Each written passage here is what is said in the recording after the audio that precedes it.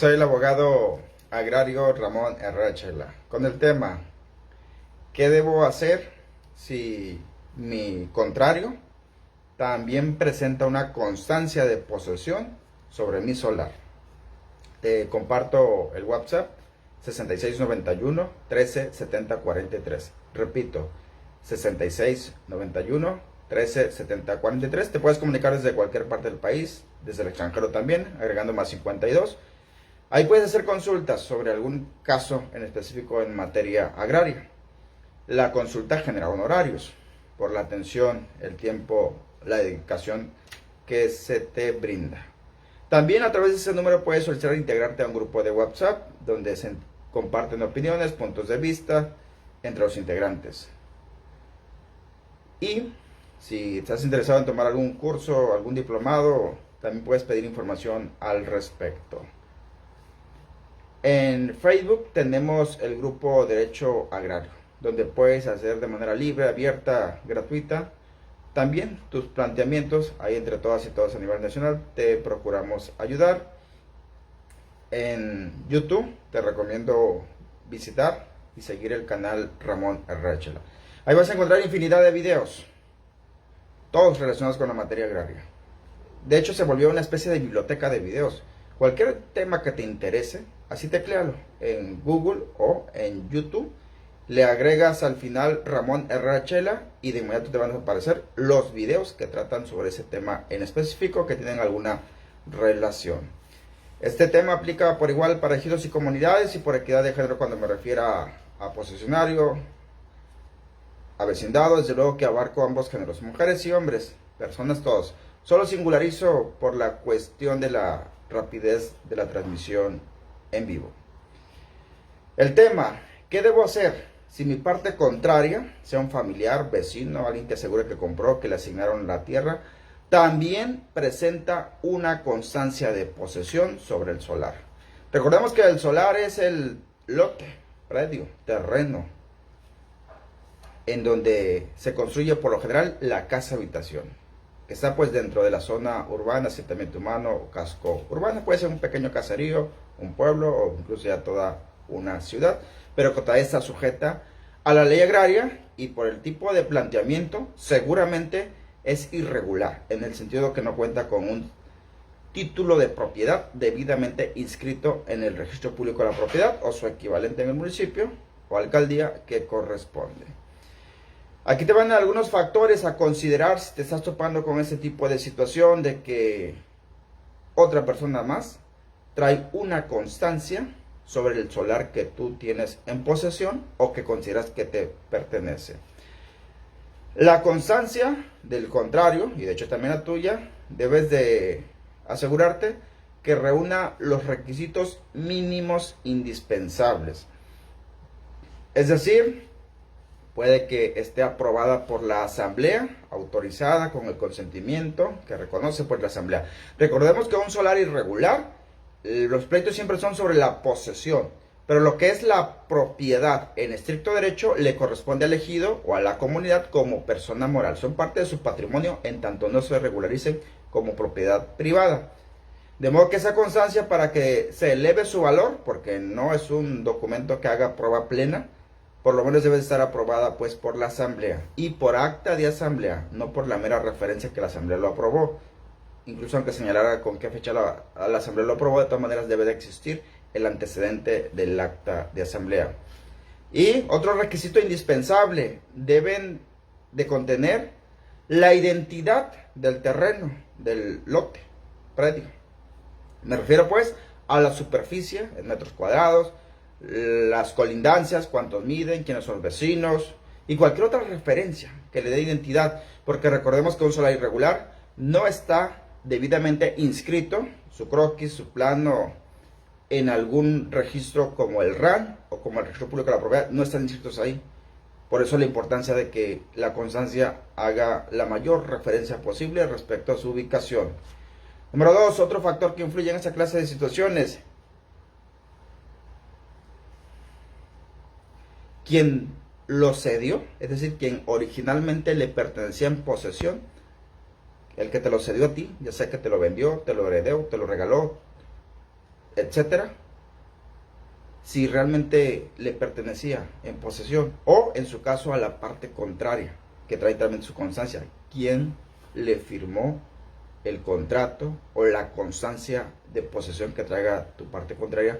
Eso es sumamente valioso, porque si bien es cierto, no peleamos aquí la propiedad, sino que un derecho a la posesión. De todas formas, quien firma en relación a un derecho de posesión que lo está cediendo, debe pertenecerle ese derecho en el momento en que firma para cederlo.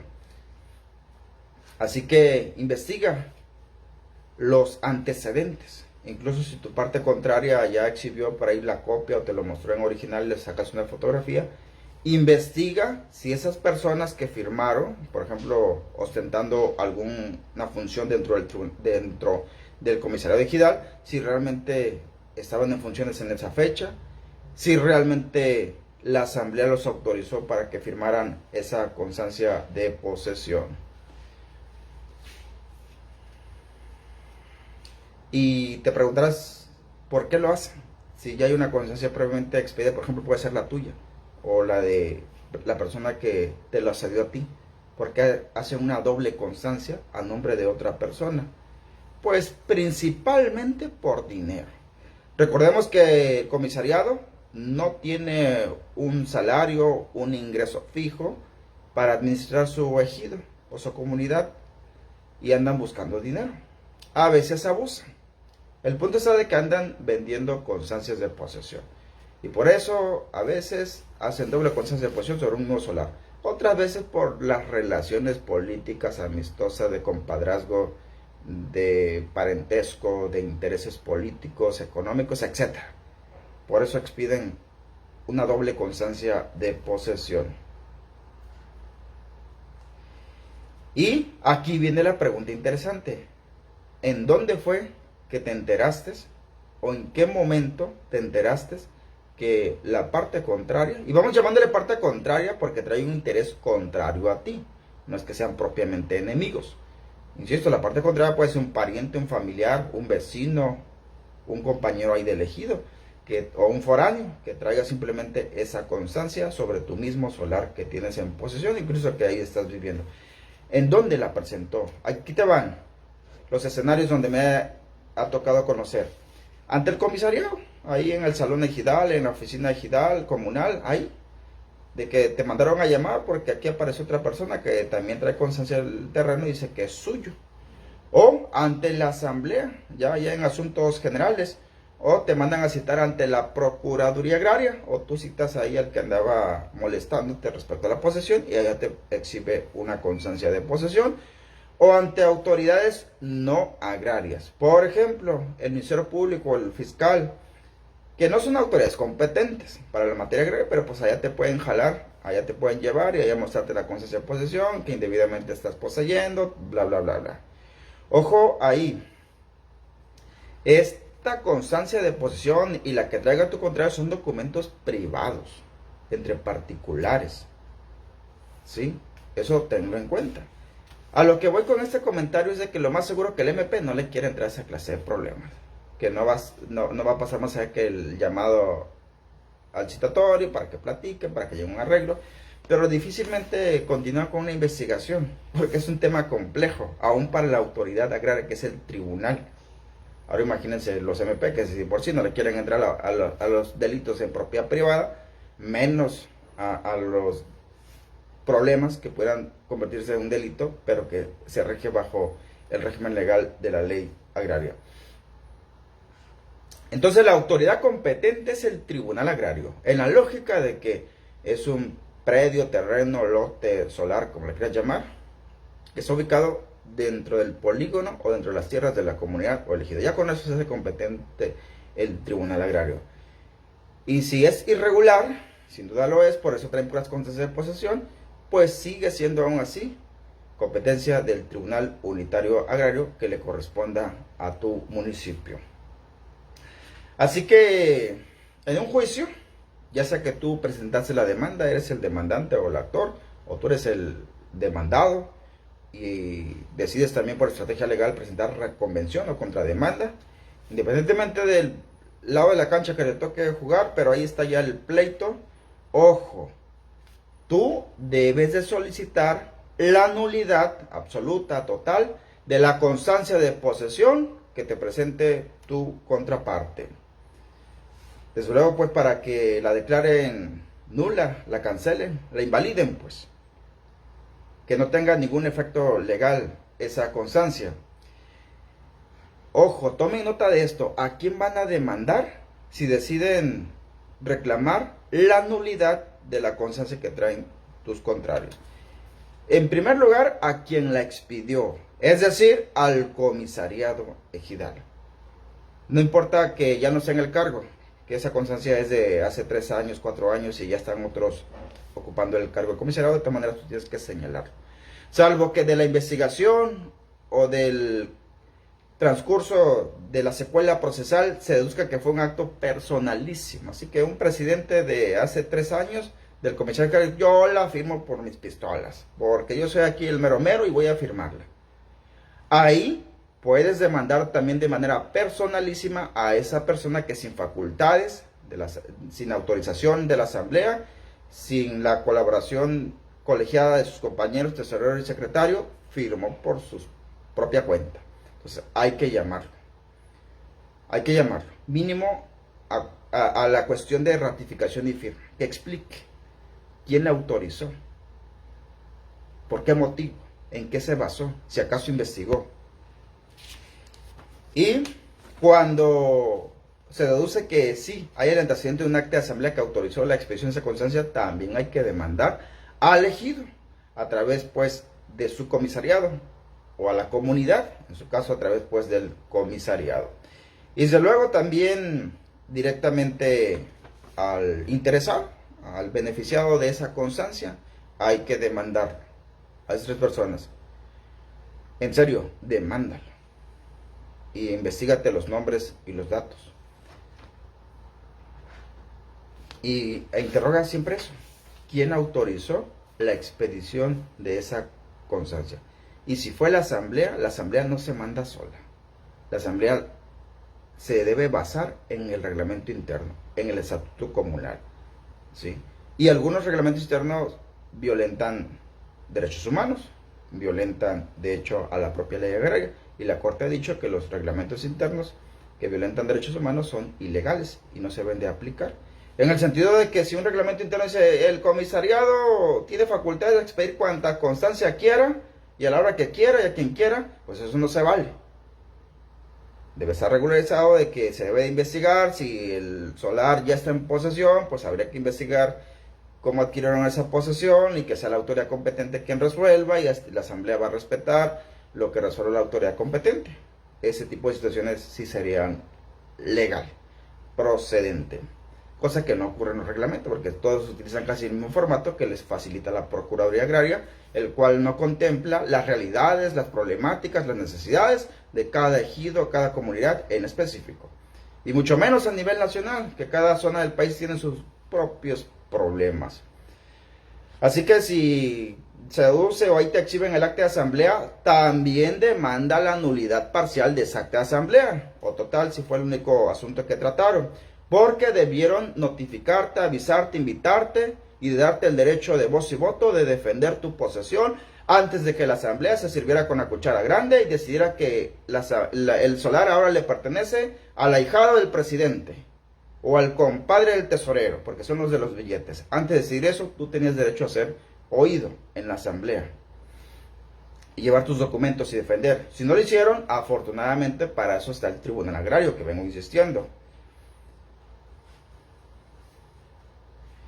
Y recalco mucho el punto: si el comisario se las aventó nomás por sus pistolas, nomás porque sí, nomás porque él dice que es el mero mero del ejido, que él se siente dueño del ejido, contra él va la demanda ante el Tribunal Agrario. Y no importa que hayan terminado el cargo, aún así tiene responsabilidad por andar firmando papeles, documentos, constancias que no le faculta la ley, que no le faculta su reglamento interno y que no le autorizó su propia asamblea. Y si ahí aparecen testigos firmando que el compadre del tesorero, que el ahijado de que ahora dice que es dueño del terreno, cualquier persona, Cítalos también como testigos y pídele al tribunal que los mande a citar. Tú investiga dónde viven y que se los traigan a fuerza, si es necesario con la fuerza pública, y que ahí den una versión de realmente qué fue lo que ocurrió para que expidieran esa constancia. ¿Qué hicieron antes? ¿Qué hicieron durante? Para que expidieran esa constancia, porque eso es estratégico. Los testigos traídos a fuerzas que andan firmando esa clase de documento, por lo general ya no quieren más problemas y van a terminar diciendo la verdad de las cosas. Que sí que los obligaron, que sí que los prometieron, que dijeron que no había ningún problema, que si le dijeron, tú fírmale ahí en su casa, etcétera, etcétera. Es estratégico. Incluso a veces, ya dependiendo de cada caso en específico, también cito a las personas que firmaron con testigo precisamente como testigos en el expediente, o por lo menos la ratificación y contenido de ese documento. Si me dicen que sí lo reconocen en su contenido y en su firma, eso me da pie para hacer una serie de preguntas. ¿Quién te invitó como testigo? ¿A ti te consta que la persona a quien expedió una constancia sí tenía en posesión el solar en la fecha en que firmaste? ¿En qué lugar firmaron? ¿Quiénes estaban reunidos? Etcétera, etcétera. ¿Y en qué momento puedes demandar pues la nulidad de esa constancia sobre tu mismo solar que traen los contrarios? A partir de que te enteras.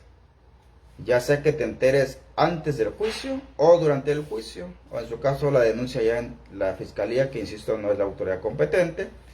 Si es durante el juicio agrario, puede ser en la demanda inicial, en la contestación, en la reconvención, en la concesión de la reconvención, o por ahí lo exhibieron mediante una promoción, un escrito como prueba superviniente.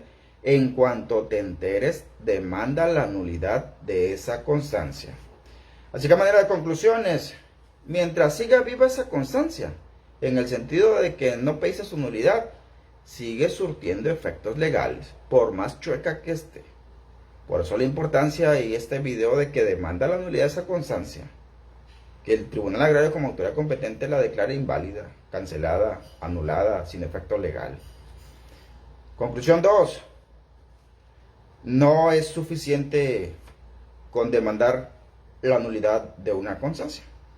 De tu contrario, también tienes la obligación de acreditarle a la misma autoridad que tú tienes un mejor derecho a la posesión o a seguir poseyendo ese terreno, motivo de las constancias o de ambas constancias.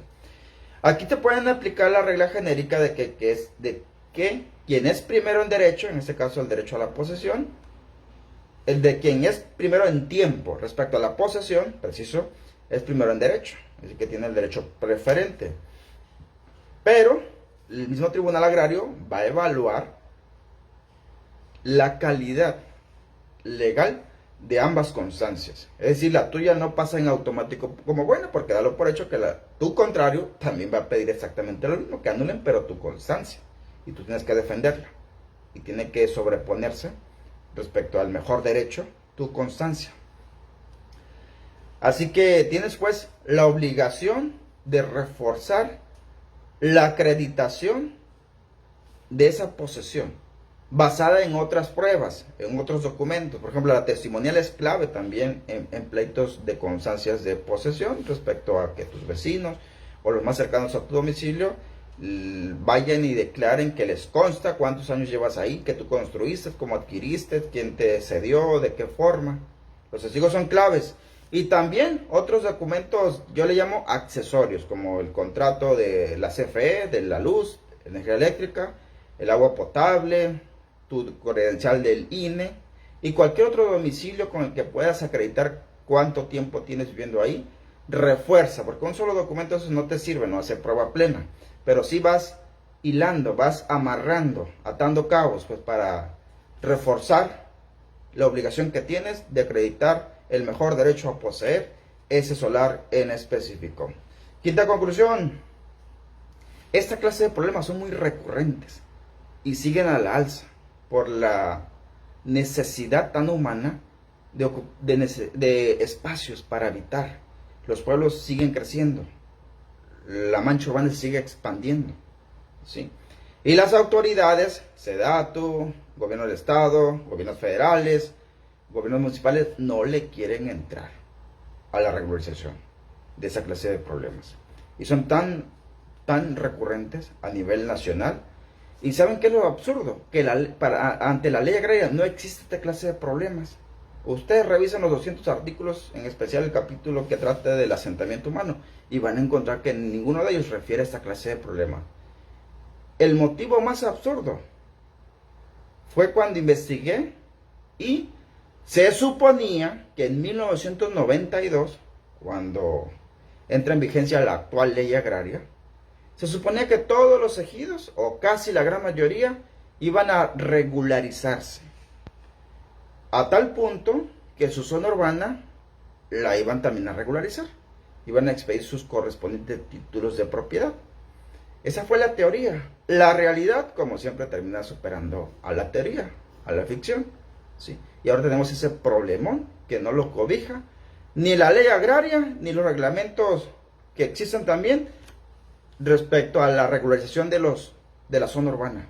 Ese tipo de problemas no existen. Y los tribunales han quedado en corto en dictar lineamientos para ese tipo de problemas.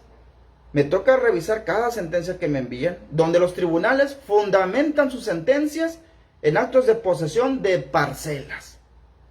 Sí, se lucen citando jurisprudencia especializada, pero de parcelas. Las parcelas y las zonas parceladas es muy distinta a la lógica de la zona urbana. De entrada ya están cometiendo una violación a los derechos humanos porque no están fundamentando correctamente sus sentencias. Y es la corte o algunos colegiados que por ahí le dedican tiempo a darle forma a este problema y más o menos marcar algunos parámetros, porque no son ni lineamientos que deberían de tomarse en cuenta para atender y resolver esta clase de problemas relacionados con la posesión, no con la propiedad ni la titularidad, que es muy distinto también. Una cosa muy diferente es pelear la propiedad de un solar que pelear la pura posesión y que no hay condiciones legales como para que se pueda regularizar. Y ahí están. Quizá aquí queda este video, ahí están otros más videos en el canal de YouTube. Puedes ponerle solares ejidales, solares comunales, problemas de posesión, y a todos agrégueles al final Ramón Chela, porque de esa manera te manda el YouTube directamente los videos que tienen relación con esa clase de problemas tan enredados. A veces les digo a mis socios o a mis colegas, a mis clientes, ¿saben qué? A veces son muchísimo más fácil. Los asuntos complejos contra una empresa, contra un ejido, son más fácil de entender y resolver que un problema relacionado con la posesión de un solar irregular ubicado dentro de un ejido o de una comunidad. Precisamente por eso que te acabo de comentar. Toma nota de ello. Si tú de hecho eres una persona común que tiene un problema parecido, compártele este video a tu abogado y diga, oiga, vean lo que diga aquí, dígame si es cierto o no es cierto esto. O si usted es colega y estás iniciando en la materia agraria, aquí no dejamos de aprender nunca, su servidor es el primero de ellos, también que te sirva por lo menos una referencia hacia qué dirección encaminar esta clase de situaciones, de problemas que se están presentando.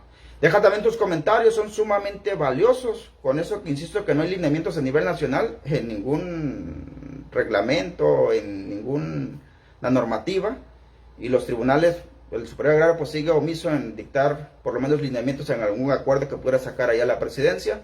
En tanto ocurre eso, que no creo que ocurra pronto, entre nosotros hay que compartir opiniones, hay que ir consensando por lo menos opiniones.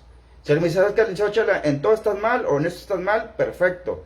Pero pues hazme el favor completo. Dime que estoy mal, pero también dime, en tu opinión, qué es lo que sí se debe considerar en cuenta o qué es lo más apropiado, lo más real a esta clase de problemas, y así aprendemos todos, pues, porque sin duda van a leer los comentarios quienes vean esos videos y es ahí donde terminamos de complementarnos o retroalimentarnos a nivel nacional.